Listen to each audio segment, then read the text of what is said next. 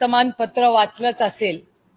सकाळच्या वर्तमानपत्रात गेले 2.5 वर्ष 2.5 ते 3 वर्ष जी गोष्ट मी वारंवार बोलते ती आज नीती आयोगने कबूल केली. माय स्टँड इज विंडिकेटेड.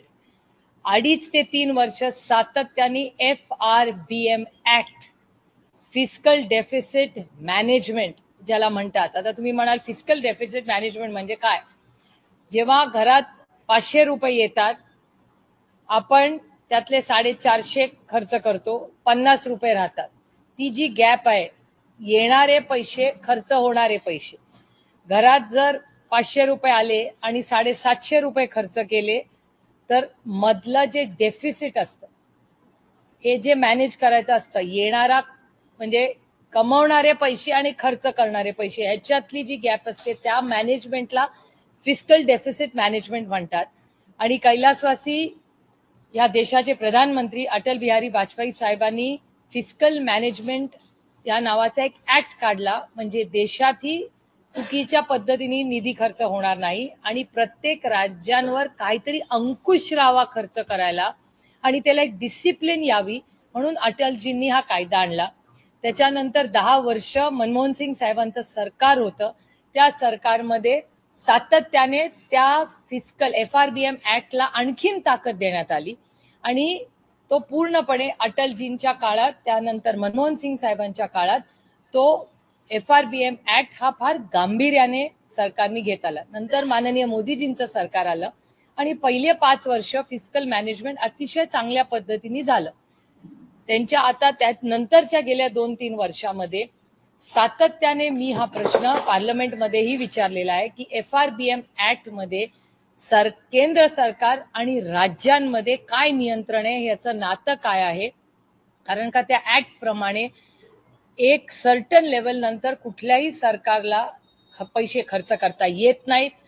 लोन्स हवी असतील तर केंद्र सरकारला विचारावी लागतात आणि त्याच्यामुळे कुठल्याही राज्याची आर्थिक परिस्थिती ही काय पद्धतीने पुढे जाते ह्याच्यावर एक चांगला अंकुश, की दिवाळखोरी होऊ नये ह्याच्यासाठी एक अंकुश ठेवण्यासाठी सगळ्या राज्यांची चर्चा करून हा ऍक्ट अटलजींनी केला होता.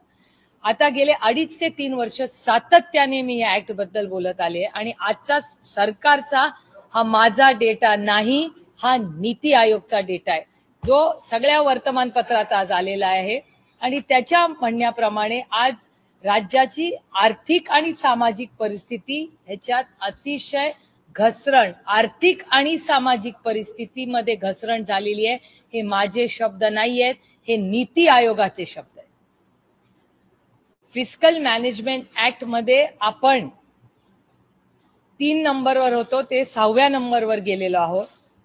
त्याच्यानंतर एक्सपोर्ट्स मध्ये आपण गुजरात राज्याच्या मागे आलेलो आहोत. इन्व्हेस्टमेंट्स मध्ये अजून तेवढंच एक थोडंसं आहे. आत्ताचा डेटा सांगतोय की इन्व्हेस्टमेंट्स येत आहेत, पण ईज ऑफ डुईंग बिझनेस ज्याच्याबद्दल सातत्याने केंद्र सरकार बोलत असतं, ईज ऑफ डुईंग बिझनेस ह्याच्यामध्ये महाराष्ट्र आणखीन खाली गेलाय. झारखंड असेल, असे अनेक राज्य असतील, त्या राज्य आपल्या पुढे गेलेली आहे. हे आज वर्तमानपत्रात. आता कोण आपल्या पुढे गेलेलं आहे की ओडिसा असेल, छत्तीसगडच्या तुलनेत मागासलेली राज्य ही आर्थिक दृष्ट्या संपन्न असलेल्या महाराष्ट्राच्या पुढे गेलेली आहे. ओडिसा आणि छत्तीसगड. मला आनंद आहे. कुठलाही राज्य, competition is very good for the market place. Competition ही असलीच पाहिजे या मताची मी आहे. पण कॉम्पिटिशन असताना महाराष्ट्र जो 1 नंबरला प्रत्येक गोष्टीत होता, तो आर्थिक परिस्थितीत खाली का जातोय? बाकीची राज्य जात आहेत याचा आनंद आहे. गुजरात असेल, छत्तीसगड असेल, ओरिसा असेल, सगळ्या राज्यांचं भलं होत असेल तर मला आनंदच आहे. शेवटी भारताचा अविभाज्य भाग म्हणून ही राज्य आहेत, आपलेच माणसं तिथे राहतात. पण त्याचबरोबर ज्या राज्यामध्ये आपण आहोत, आपण व्यवस्थितपणे टॅक्स भरतो. GST कलेक्शन हे रेकॉर्ड कलेक्शन हे राज्य कॉन्ट्रीब्यूट करतं देशामध्ये. तर जर GST कलेक्शन मध्ये आपण उत्तम काम करतोय, अनेक वर्ष काँग्रेसच्या राज्यामध्ये एवढ्या मोठ्या इन्व्हेस्टमेंट्स या राज्यात आल्या, एवढ्या मोठ्या कंपन्या इथे उभ्या राहिल्या, अशा परिस्थितीमध्ये आज काय झालेलं आहे या राज्यामध्ये की या राज्याची आर्थिक परिस्थिती अडचणीत आलेली आहे आणि देशामध्ये रँकिंग मध्ये महाराष्ट्र हा राज्य खाली जात आहे, हे अतिशय गंभीर विषय आहे। गेले 3 वर्ष सातत्याने मी जे बोलत आले ते आज नीती आयोगनी त्याच्यावर शिक्कामोर्तब केलेला आहे आणि हे सगळे विषय मी अतिशय गांभीर्याने जे मांडत आले पार्लमेंटला, पुन्हा आता जेव्हा बजेटचं सेशन येईल त्याच्यात मी दिल्लीमध्ये पुन्हा यातले अनेक प्रश्न मला विचारावे लागणार आहेत आणि महाराष्ट्र सरकारला याची फार म्हणजे अभ्यास करून काहीतरी नियोजन केलं नाही तर हे राज्य प्रचंड अडचणीत येण्याची दाट शक्यता आहे। असं जेव्हा मी 3 वर्ष बोलत होते त्याच्यावर शिक्कामोर्तब आज नीती आयोगाने केलेला आहे आणि ती बातमी आज सगळ्या वर्तमानपत्रात आलेली आहे।